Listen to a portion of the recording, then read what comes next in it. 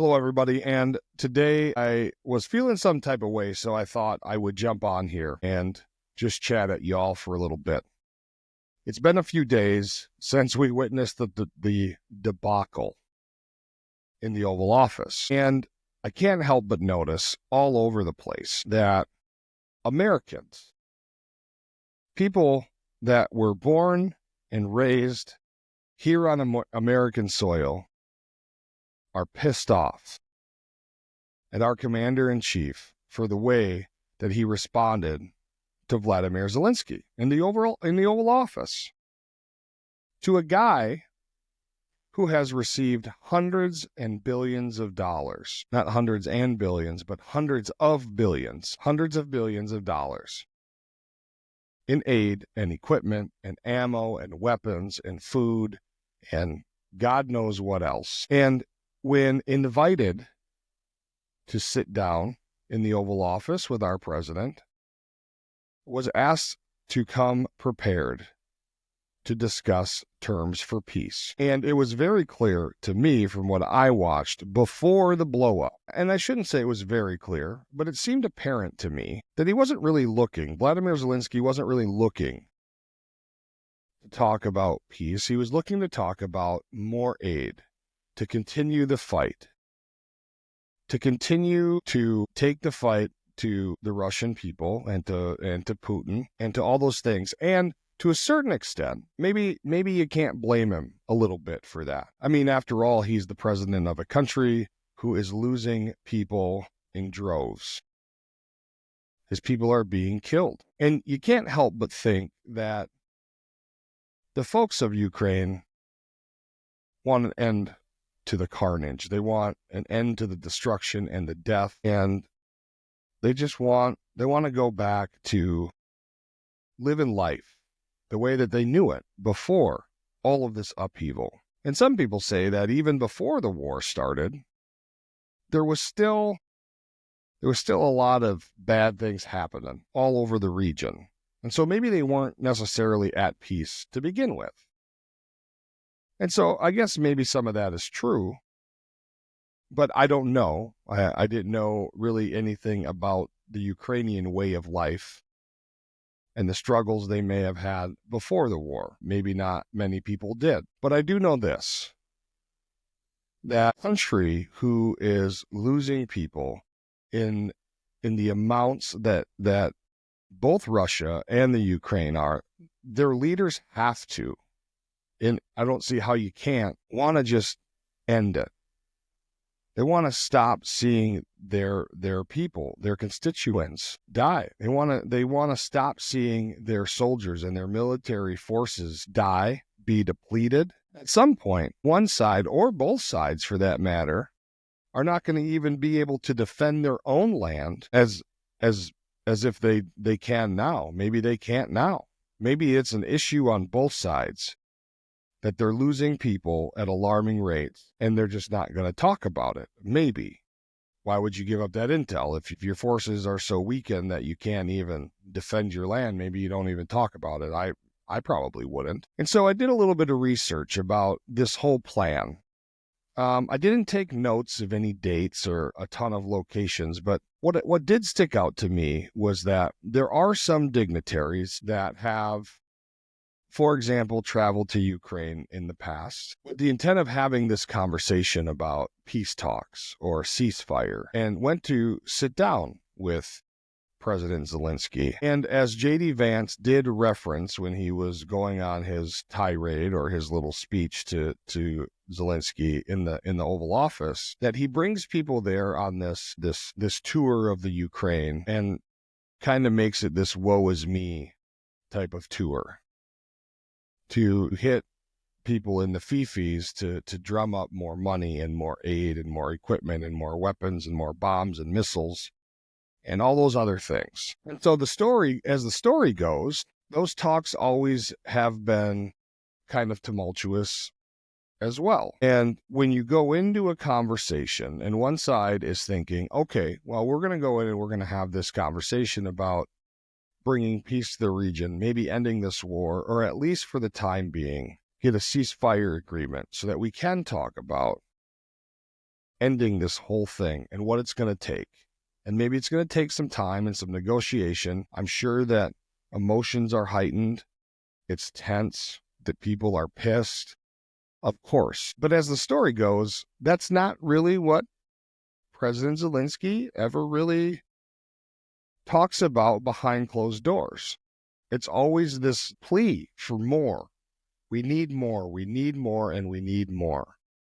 And when he thinks that he's not going to get it, or he's told he's not going to get what he's asking for, because the agreement was that we're going to talk about ending this war, we're going to talk about peace. He doesn't like that, apparently. And so then it stalls out. And because we don't want to come out on a world stage in media or on social media or on podcasts or on any other venue, and we don't want to openly talk about the idea that, well, we're not there yet because we're asking for this and he's asking for that, and we're not quite together on a deal, so there's some space in between.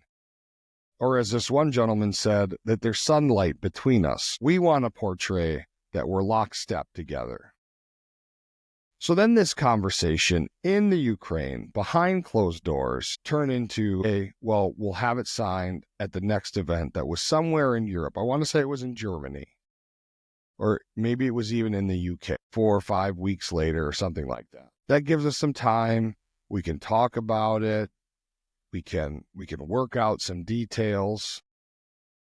And we can figure this thing out. Because I believe that everybody thinks, well, of course we want to have peace. We want to stop these bullets from flying. And then we get to that next meeting, we get to that next event, or we're going to sit down for lunch behind closed doors, or we're going to have this meeting over coffee in the morning, or whatever the case may be. And yet, President Zelensky, once again, refuses to sign the deal because he's not going to get more weapons. He's not going to get more money. He's not going to get more aid. He's not going to get this, and he's not going to get that. So now again, we have no peace deal. We don't even have a conversation about a ceasefire because the intent, apparently, is that we don't want that. We want to keep fighting Putin, okay? And so if every time we go behind closed doors and we have this conversation about bringing peace to the region and stop the killing, let's start rebuilding this place and make it beautiful like it once was. There's a temper tantrum, as the story goes, thrown behind closed doors because we're not going to shell out what he's asking for. Nobody other than the people involved in that conversation ever get to see it. They walk out of it, it gets talked about, maybe the story gets out here, maybe some reporter hears a little scuttlebutt about it and writes about it in some small publication somewhere, or maybe nothing gets said. And so now the whole world is thinking, well, what the hell's really going on here? Meanwhile, the Ukrainian government keeps touting this story about how they're getting slaughtered and nobody's helping them. But as we've seen, in my opinion, in the Oval Office just days ago, the guy's not looking to end the war. He's not looking to bring peace. He's not looking for a ceasefire. He's looking to get more stuff to continue the fight. And you know what? If that's the case and that's what he really wants, okay, right on, man. Charge on. Go get your man. You can't coerce millions and millions of people. Go along with that. And when you don't coerce millions and millions of people to go along with that, and you throw a temper tantrum, that's not going to get them on your side either. And so when we get to the Oval Office just a few days ago, and the same thing that has been described just a few days earlier about other closed-door private meetings on the same topic. In fact, the same meeting that we got to watch on the world news, but our president said, nope, we're going to put this one out on TV, and when it got tumultuous, keep the cameras rolling so that the American people can see exactly what we're dealing with, exactly how this conversation is going to go down. He's the bad guy? I don't know about that. I'm not sitting here saying also that Vladimir Zelensky is a bad guy. I don't know if that's true. Excuse me while I adjust myself. But I don't know that Zielinski's a bad guy, at least not in this instance. I guess I don't know enough about him to tell you whether or not he's a good guy or a bad guy other than this. To be honest, I haven't really done a whole lot of reading about him or research about him in general, to be honest. Also, I really don't care. One thing I do know about him is that he was some failed comedian who was slamming his wiener on a piano on some stage on some TV show over in the Ukraine or wherever the hell this thing was shown. And now he's the president somehow.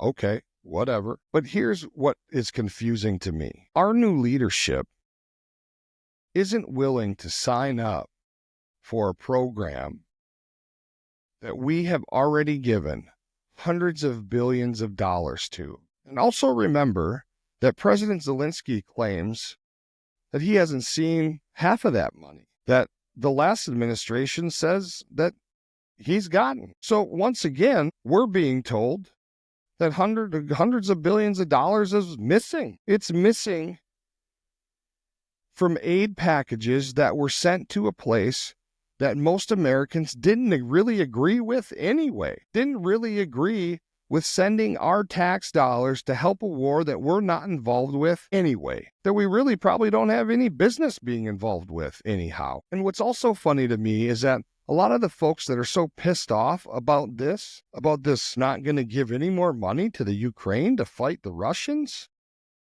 was also the same group of people, if I remember correctly, that were super pissed off that we were sending American soldiers to the Middle East to fight a war that was started by George W. Bush's daddy. We were there fighting to end George Bush's war. And how ridiculous is that? Well, it's too expensive. Why would we spend, 20 million or 10 million or 5 million or whatever the hell the number was, millions of dollars a day for American soldiers to fight in the Middle East? And now we're pissed because we're not sending hundreds of billions of dollars to a war that we don't even have any soldiers fighting in.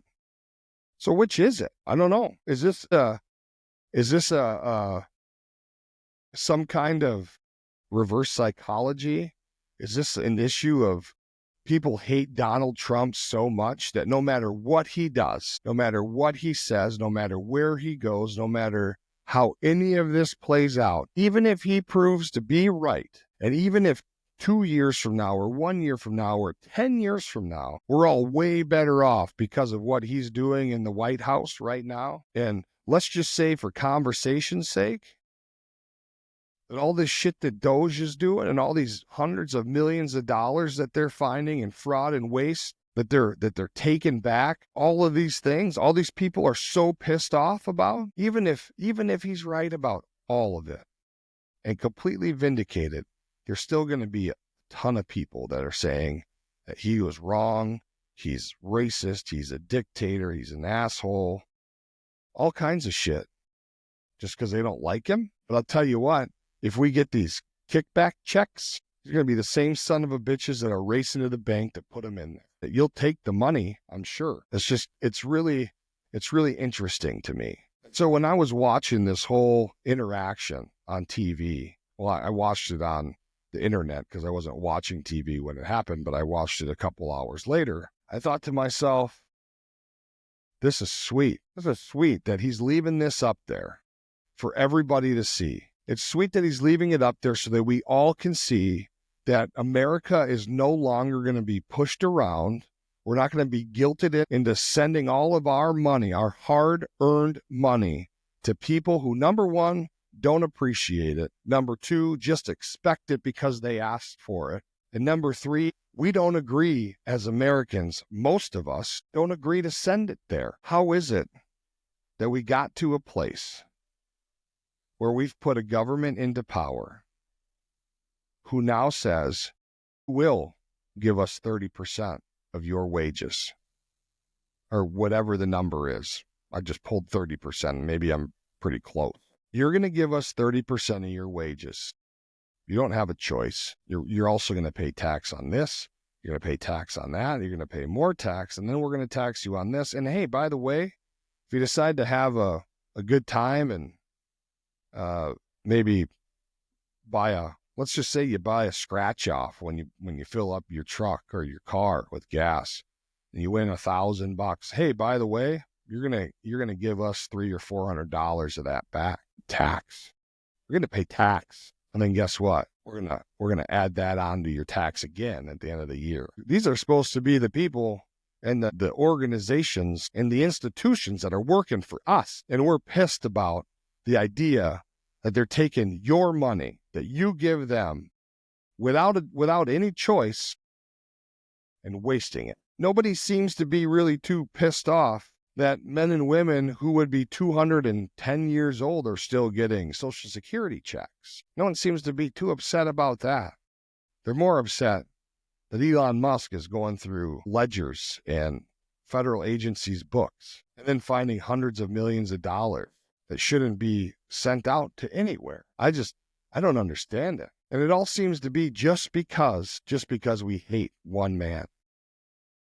We hate him so much, and no matter what he does, he's wrong. I believe that a few days ago, we saw exactly, maybe, I'm not even going to say maybe, I'm going to go out on a limb here and say, I think we got a really damn good idea about what Zielinski's really about. I think we got a pretty good feel on where his head's at. To be honest, part of me thinks that maybe he's holding out on this ceasefire and this peace agreement as long as he can to see if we just can't get American troops there. See, we just can't get the Americans involved just enough where there's no turning back. If we get America involved on the Ukrainian side, well, they'll take care of the Russians. The Ukrainian soldiers can move back and they can cook. They can drive us ammo and shit like that. And nobody wants that. Nobody here wants that. America doesn't want to send their sons and daughters into another war. We just finished one, the longest one we've ever fought in. And remember, it was a huge waste of time and money and resources and young Americans' lives. Even the soldiers that survived and came home. We talk all the time on this show, on the Richard Leonard Show over on Rumble. There's all kinds of outlets and different podcasts and different shows and different radio shows and all over the place where people are talking to veterans about their experiences and what happens after you come home. All over. I can't believe that there's a whole lot of people in the country that would be excited about sending our young men and women to the Ukraine to fight the Russians. They've already been fighting for 3-4 years? If Russia was going to bring that fight to America, don't you think we would have seen it already? When we had arguably the weakest administration ever that we've ever had in Washington, don't you think that there would have been something? Wasn't the spy balloon that floated gingerly over America for days sign enough that we were vulnerable, that we were open? Doesn't the crisis at the border, wasn't that sign enough to any of our enemies if they really wanted to attack us, that we were open? I mean, they certainly, if that was their goal, that was the time. So for anybody that's concerned about it now, I'd say we're safer now than we have been in quite a while. Right now, pretty damn safe. And maybe it depends on what state you're in at this point. Maybe right now here in Minnesota, we're screwed. In Maine, you're screwed. In Oregon, you're completely fucked. Places like that, we're all screwed. Unless you have the ability to stick up and fight for yourself, that is. But like we've talked about before, sometimes, folks, there's just no help coming. I think now there's a greater chance of help coming than there was in the very recent past. And so now that we got to see, and we've had some time to digest what the hell really was going on, it blows my mind that people can get on social media and all this stuff and really, really be pissed off at our president for sticking up for this country. Isn't it about time that America stops being the go-to for every problem in the world? Haven't we had that discussion around the water cooler in places of employment for several years now. Why the hell is America always got to be the world police? And now all these hunyucks want to be the world police. And to add to all of that, on top of all of that, do it for free. This whole idea of if we send you more aid and equipment and weapons and ammo and food and water and this and that and the other thing, you're giving up rare earth minerals. You're giving up resources. You don't have any money. We've been giving you billions of dollars that are unaccounted for. So we're done giving you money. Maybe. I guess that remains to be seen. Here's some guns and ammo, maybe. I guess I don't know how all that works. Maybe it all comes with cash as well. But when all this is said and done, there's some minerals we're coming to get. The American people deserve a return on their investment. We deserve it. Why should we hand out billions of our dollars? Anybody without any kind of promise of anything coming back to us. I don't understand where that gets lost. I don't understand. If you're a person that believes that we should be just rolling over and giving all this shit to places and people that have nothing to give us back or are even seemingly grateful for it, why don't you send them a check? Clear out your bank account. Are you a person that rolls down your window and hands a couple $100 bills to the homeless people on the corner when you get off the highway? The panhandlers, they need it. Here in Minnesota, when it's 10 below zero and folks are standing out there waving a sign because they don't have nothing to eat, that $100 bill in your wallet would be a lot more useful to them than it is to you. You're in a car that's heated. Maybe going to your house or your apartment or your townhome or your office or wherever. That's heated. Maybe you got a bag lunch next to you on a seat or in a backpack or something. These guys are out here waving a sign.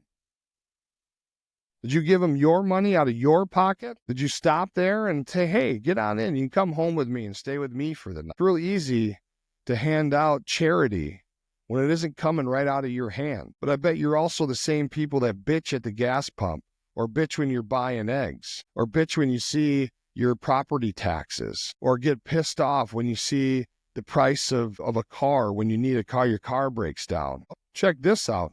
I was at the grocery store the other day. My wife asked me to grab applesauce, some recipe she was making. I walked down the aisle, grabbed the applesauce, and right above it, oh, hey, there's a can of pears. I haven't had a can of pears in 15 years. I'll grab a can of pears. That might be kind of cool. 1 can of pears, 4 halves. 2 pears cut in half in a can in sugar water, like we had when we were kids. $3.19 for a can of pears. How fucking ridiculous is that? Yeah, but it's okay. Let's send the Ukraine another $30 billion next week. No problem. We'll print more money. That's asinine. This country may still be, we just were a month or two ago, may still be on the verge of financial collapse. Some days, I believe that we are still on the verge of some kind of, I don't want to say a civil war, but some kind of just all-out mass hysteria over trannies and being woke and this thing and the other thing and gay rights and transgender rights and Democrat and Republican and Donald Trump and all this stuff. It's all so goddamn stupid. It's all so ridiculous. And none of these folks that are talking about all this bullshit that doesn't even really matter in the grand scheme of things, none of them focus on what is really going to impact your life. When you can't be in a position to buy a home, buy a vehicle, pay rent, buy food, put your children in a school where they can actually learn something that's meaningful instead of some bullshit woke agenda or some CRT crap. None of that other stuff matters. At the end of the day, it's my opinion that nobody gives a shit if you feel like you're not getting the attention that you deserve. So what? Get your ass up, go to work, go to school, do something productive, save some money. When you save enough, cut your dick off if that's what you want, and then go about your business. Why do you need to be the poster child? Just live your life. Go to work. Hang out with your family, your friends. Play your video games in your mom's basement. Whatever it is that you do, get to doing it and leave everyone else the hell alone. I don't know. So many tangents that I went on there, and I really apologize, but this whole thing kind of got me unraveled, so to speak. I was pretty elated when I saw President Trump tell the media, keep the cameras on.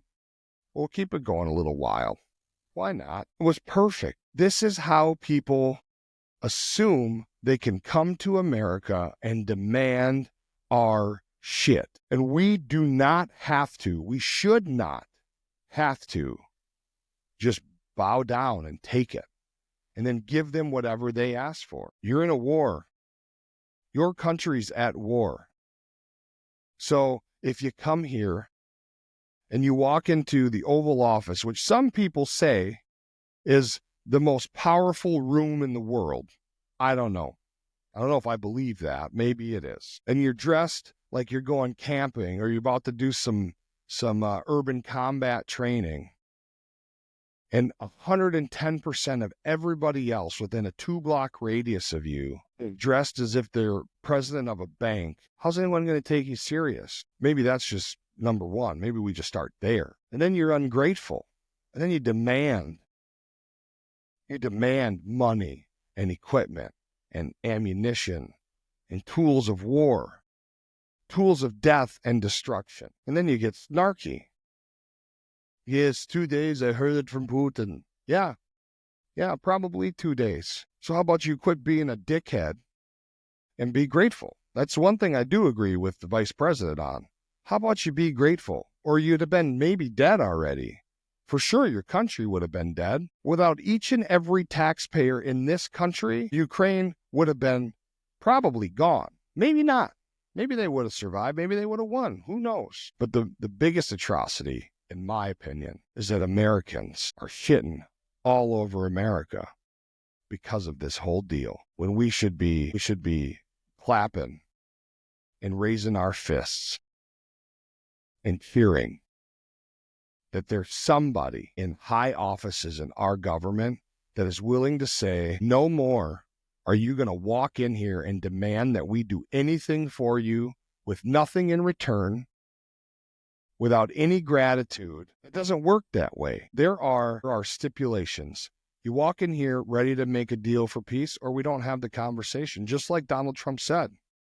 When President Zelensky is ready to talk about peace, he's more than welcome to come back. I think that that's fair. Why would America now, after all that, go, yep, okay, you want weapons and ammo and bombs and missiles and money and food and people and equipment or whatever it is he needs? You want all that? Yeah, here you go. That's a fucking act of war. As far as Russia sees it, that's not what we're into. We're into stopping. We are in the perfect place to be a mediator, I believe, in the two sides to stop the killing and the destruction. And maybe we're not the ones to do it. And if that's the case, all right. But our backyard's pretty effing dirty, folks. Who cares what's going on there? We got a lot of stuff to take care of back here. Just my 2 cents. Anyway, I won't keep you. I've already kept you for 40-ish minutes, so I won't keep you any longer. But I just think that these are things that we should be talking about with people, maybe in a more respectful way than I put it here today. And that's probably something I need to think about also when I'm talking to people. But it's just astounding to me that there's anybody that is not supportive of this thing, not supportive of America keeping their money, keeping their soldiers at home, and then asking for the favor to be repaid. It doesn't do us as a civilization or a population of people to give the Ukraine an IOU or have him give us an IOU for billions of dollars, because they'll never repay it. But they have minerals, they have resources that we can use. And if that's good enough, then okay, let's make a deal. But we're not paying for more war. We're not doing it. I hope not, anyway. I don't know. I guess we're just going to have to watch and find out. I pray and I hope that not one American soldier touches the soil of the Ukraine while the war is happening. And I hope and pray that not one American soldier or life, I shouldn't say that because we've lost American lives because there are Americans going to fight on behalf of the Ukraine. And I guess if that's your deal, that's your deal. But I hope that we don't send any American soldiers there. It'd be a tragedy, in my opinion. All right, folks, we'll see you later. Take care of yourselves.